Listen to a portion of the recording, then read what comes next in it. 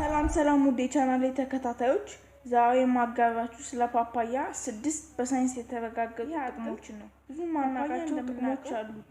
ፓፓያ ሰውነትን ለመቀነስ ይረዳል። ጥሩ የማይችሎታ እንዲኖረን ያደርጋል። ምክንያቱም ፓፓያ በቫይታሚን ሲ የተሞላ ስለሆነ ነው። ፓፓያ የተለያዩ ንጥረ ነገሮች የሞሉት አትክልት ነው።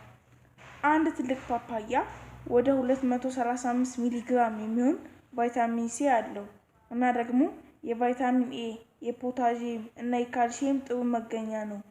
አሁን የፓፓያን 6ቱን በሳይንስ የተረጋገጡ ጥቅሞች ልንገራችሁ። አንደኛ፣ ፓፓያ አልሚነት ያለው ምግብ ነው።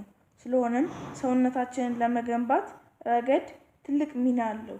ሁለተኛ፣ የምግብ መፍጨትን ቀላልና ፈጣን በማድረግ የተሻለ ያደርገዋል። ሶስተኛ፣ በካንሰር የመጠቃት እድላችንን ይቀንስልናል። አራተኛ፣ የልብ ጤንነትን ከፍ ያደርገዋል።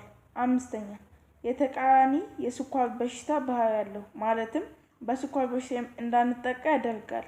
ስድስተኛ፣ የተቃራኒ የማርጀት ባህሪ ያለው ማለትም እንዳናረጅ ጥሩ ሚና ይጫወታል። 6ቱ በሳይንስ የተረጋገጡ የፓፓያ ጥቅሞች ይህን ይመስላሉ። ሁሉም ነገር ጥቅም እንዳለው ሁሉ ጉዳትም አለው።